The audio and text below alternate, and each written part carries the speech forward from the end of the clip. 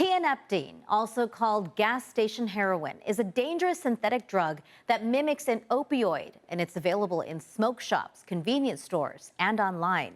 While in a legal gray area here in California, some other states have already taken steps to ban it. CBS 8's Richard Allen has more on the deadly impact this drug is having and how the FDA is taking action.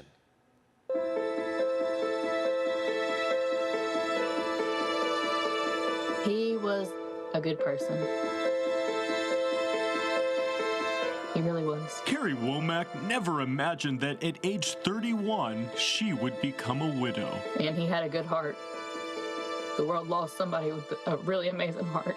Just days after their 9-year anniversary, her husband Emery, who had battled addiction throughout his life, overdosed on a drug he was able to buy at his local smoke shop. I was in shock. That drug, Tianeptine, retails for about $30 a bottle and is sometimes called gas station heroin, available at service stations, convenience stores, smoke shops, and online. I don't think they understand what they are selling people. Sold under names like Zaza Red, Pegasus, and Tiana, this synthetic drug, which can mimic the effects of an opioid, is not approved or regulated by the FDA.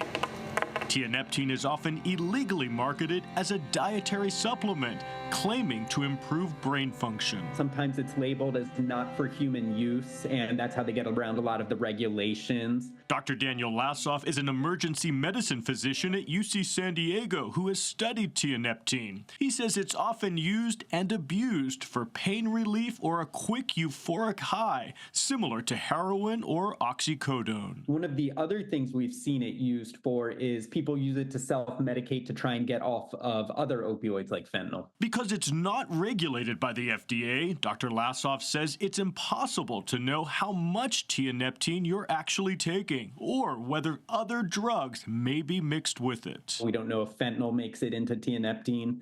We don't know if methamphetamine makes it in there because these aren't regulated FDA-approved labs. In 2013, only 4 cases of Tianeptine exposure were reported nationwide, according to America's Poison Control Centers. That number has now skyrocketed to 391 cases last year alone. It was actually more addictive for some people than what we've seen with fentanyl. Dr. Akilah Weber is a state assembly member representing the 79th District here in San Diego. Earlier this year, she proposed legislation that would have banned the sale of Tianeptine products in California. It's already been banned in several other states, including Michigan, Indiana, and Florida. They were seeing large numbers of their residents dying and getting significantly sick from this, what people just assumed to be safe. You could buy it at a gas station. That bill was later withdrawn after the FDA came out with a strong statement against the sale of Tianeptine, putting suppliers and vendors on notice of its dangers. They explicitly stated that there was no medical use for it. In response, one manufacturer, Neptune's Fix, did voluntarily recall their products. Its warning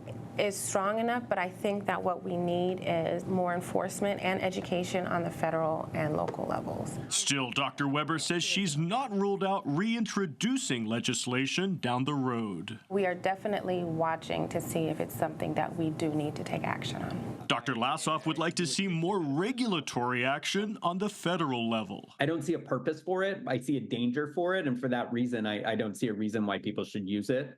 And it probably should be regulated for those reasons.